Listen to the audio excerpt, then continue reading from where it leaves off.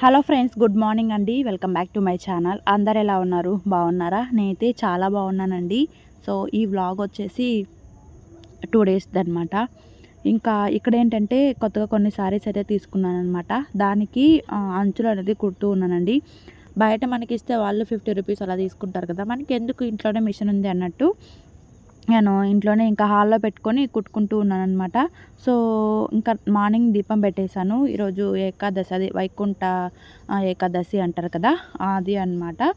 So 2 డేస్ది కలిపి మొత్తం బ్లాగ్గా పెడుతూ ఉన్నాను. పూజ అంతా అయిపోయింది. తర్వాత ఆఫ్టర్నూన్ తినేసి పైన కూర్చున్నాను అనమాట. ఇంక వీడియో ఇంకేది కూడా నేను షూట్ చేయలేదండి. సో ఇక్కడ ఏంటంటే అది చాలా జారిపోతూ ఉందండి సారీ అయితే. ఎలాగో అలాగో అడ్జస్ట్ చేసుకొని కుడుతూ ఉన్నాను. అంటే స్పీడ్గా కుట్టలేను కానీ నెమ్మదిగా అయితే కుట్టుకుంటాను. ఒక ఈవినింగ్ వరకు, ఆఫ్టర్నూన్ కూర్చున్నాను. ఈవినింగ్ వరకు అయితే ఒక 4 శారీస్ అలా అంచులు కుట్టి పాల్సులు కుట్టుకున్నాను అనమాట. ఇంకా అంటే అన్నీ నేర్చుకోవాలి కదా, మనకి కష్ట సుఖం అన్నీ తెలియాలండి. ఎందుకంటే ఇందులో కాకపోయినా ఇంకొక దాంతో అయినా బతకగలిగే కెపాసిటీ అనేది మనకు ఉండాలనే ఉద్దేశంతో నేను ఏది నాకు రాదు, నా వల్ల కాదు అని అనుకోను.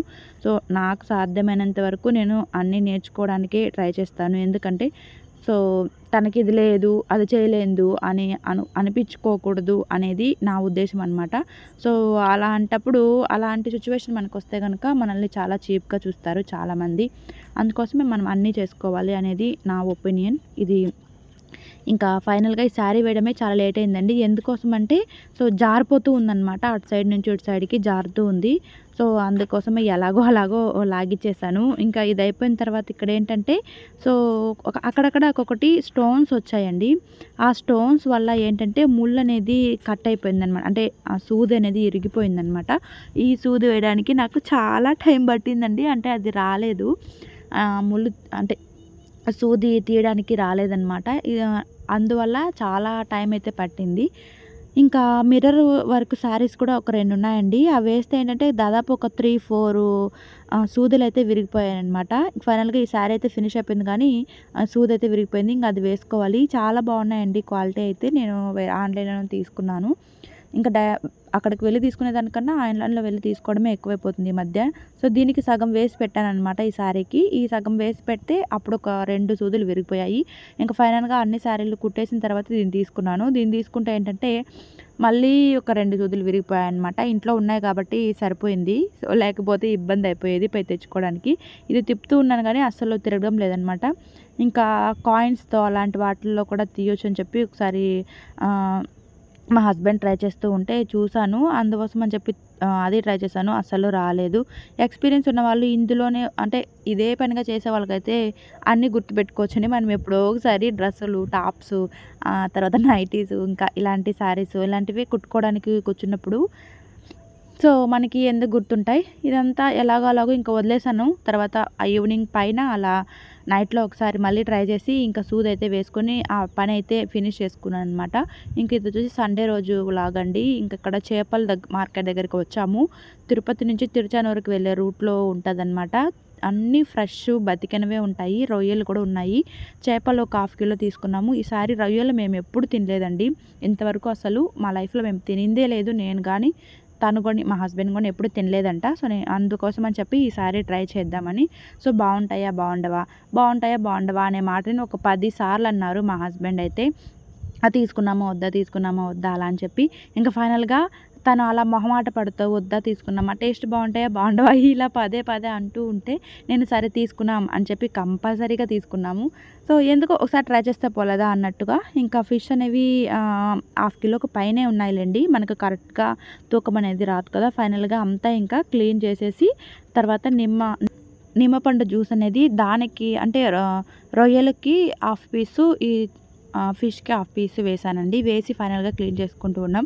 చాలా టైం పడుతుందండి ఇవి క్లీన్ చేయడానికి. అందరికీ తెలిసిన విషయమే కదా. నేను ఫిష్ కడుగుతూ ఉంటే తను ఏంటంటే రొయ్యలు క్లీన్ చేస్తూ ఉన్నాడు. ఎలా క్లీన్ చేసుకోవాలో కూడా మాకైతే తెలీదు. ఒకసారి యూట్యూబ్లో కొన్ని వీడియోస్ చూసాను. తర్వాత అక్కడ కూడా అడిగాను అనమాట. సో పసుపు, ఉప్పు వేసి అవన్నీ కూడా క్లీన్ చేసేసి అందులో ఏదో బ్లాక్ కలర్లో ఉంటుంది కదా ఒక తీగలాగా, అది తీయాలి అన్నారు. అందుకోసం అని చెప్పి తను అది చేస్తూ ఉన్నాడు.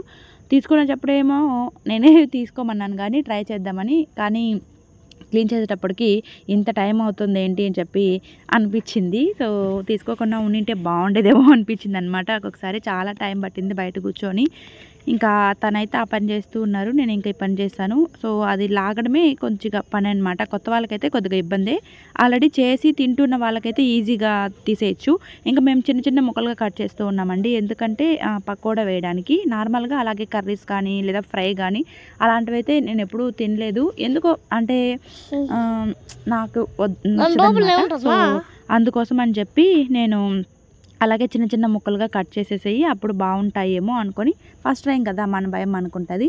సో, అందుకోసం అని చెప్పి అలా కట్ చేయమని చెప్పాను. వీటినేంటంటే నాని సో, మమ్మీ ఇవి పురుగులు కదా! పురుగులు కదా! ఎందుకు మనకి అని అంటూ ఉంటాడనమాట. చాలా సార్లు అన్నాడు అలా అని. పురుగులెందుకు మమ్మీ మనకి వీటిని తినరు మమ్మీ అలా అంటూ ఉంటాడు. అవన్నీ కూడా నేను ఒక్కొక్కసారి రికార్డ్ చేశానండి. కానీ ఏంటంటే ఒక్కొక్కసారి సౌండ్స్ వల్ల వాడి వాయిస్ అస్సలు వినిపించలేదు. అందుకోసమే అదంతా కూడా కట్ చేసి నేను వాయిస్ ఓవర్ అయితే ఇవ్వాల్సొస్తుంది. ఇంకా ఇది చాలా టైం పట్టేట్టుగానే ఉంది అని చెప్పి నేను ఫాస్ట్ ఫార్వర్డ్‌లో పెట్టేశానండి. మళ్ళీ మీకు బోరింగ్‌గా ఉంటుంది కదా! వ్లాగ్ మొత్తం కూడా. సో, అందుకోసం అని చెప్పి ఇంక ఫైనల్‌గా వచ్చేసాయి. హాఫ్ కిలో మాత్రమే తీసుకున్నామండి. ఫస్ట్ టైం ట్రై చేస్తున్నాం. చూద్దాం ఒకవేళ బావుంటే మనకి నచ్చితే మళ్ళీ తెచ్చుకున్నాం అన్నట్టు. సో, అక్కడ ఎండ్రకాయలు అంటారు చూసారా అవి, తర్వాత ఈ రొయ్యలు, ఫిష్ చాలా రకాల ఉన్నాయన్నమాట. ఇంకా ఫైనల్‌గా ఫిష్‌కంతా కూడా మసాలా అయితే పెట్టేశాను. ఫిష్ కూడా ఫ్రై చేసుకోవడానికండి. ఇంకా నార్మల్‌గా కర్రీ చేస్తే మా ఆయన కర్రీ తినడు. చెప్పాను కదా ఆల్రెడీ ముందు వీడియోస్‌లోనే. ఇందులో ఏంటంటే ఉప్పు, కారం, పసుపు, గరం మసాలా, జీలకర్ర పొడి, మిరియాల పొడి, తర్వాత వచ్చేసి లెమను, కొద్దిగా కార్న్ ఫ్లోరు, తర్వాత కొద్దిగా అల్లం వెల్లుల్లి పేస్ట్ ఇవన్నీ కూడా వేసుకొని బాగా కలుపుకొని మసాలా మొత్తం ఫిష్‌కి పట్టించి నేను ఫ్రిడ్జ్‌లో అయితే పెట్టేశానండి. పెట్టి ఒక 3 అవర్స్ వరకు వదిలేసాను. తర్వాత ఫ్రై చేసుకున్నాం. ఇంకా ఇక్కడేంటంటే ఇవి రొయ్యలనమాట. రొయ్యలు కూడా సేమ్ అన్నీ అలా అవే వేశానండి. అంటే ఫిష్ ఫ్రైకి ఏమేమి వేస్తారో మొత్తం అవే వేశాను. ఎక్స్ట్రాగా ఇందులో కొద్దిగా నేనేంటంటే శనగపిండి ఒక 2 స్పూన్లు వేశాను. సో, చూద్దాం బావుంటుందో, బావుండదో అన్నట్టుగా. సో, ఫస్ట్‌లో ఒకటి వేశాను. ఉప్పు సరిపోయిందా లేదా అన్నట్టు. తర్వాత మొత్తం అంతా కూడా వేస్తూ ఉన్నాను.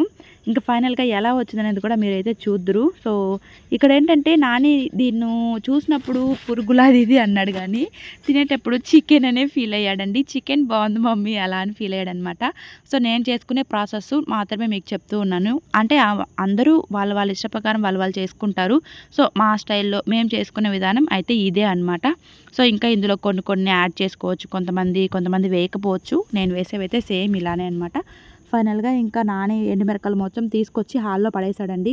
సో, బయట ఎండబెట్టినవి తీసుకొచ్చి ఇంట్లో పెట్టమంటే వాటిని తీసుకొచ్చి హాల్‌లో వేసేసి మళ్ళీ వాటిని తీసుకొచ్చి లోపల పెట్టడానికి ట్రై చేస్తూ ఉన్నాడు. ఫైనల్‌గా అయితే రొయ్యల పకోడీ రెడీ అయిపోయింది. లైఫ్‌లో ఫస్ట్ టైం రొయ్యల పకోడీ ట్రై చేయబోతున్నాను. ఎలా ఉంటుందో ఏమో అని ఎక్సైట్‌మెంట్‌తో చేశాననమాట. కాకపోతే వీటిని తినేటప్పుడు మాత్రం టేస్ట్ అద్దిరిపోయిందండి. అసలు ఇవి రొయ్యలా అన్నట్టుగా లేదనమాట. సేమ్ నాకు చికెన్ ఫీలింగే వచ్చింది. అసలు స్మెల్ గానీ ఏది లేదు. నేను కడిగేటప్పుడే పసుపు, కొద్దిగా సాల్ట్ వేశాను. తర్వాత లెమన్ అయితే వేశాననమాట. వేసి నీట్‌గా కడిగేశాను. సో, ఫైనల్‌గా ఇలా అయితే వచ్చింది. హాఫ్ కిలోనే కాబట్టి కొద్దిగానే వచ్చింది. ఇంకొకసారికి అవుతుందనమాట. సో, నాని ఏంటంటే వాడికి తెలియడం లేదు. చికెన్ బావుంది మమ్మీ అన్నట్టుగా తింటూ ఉన్నాడనమాట.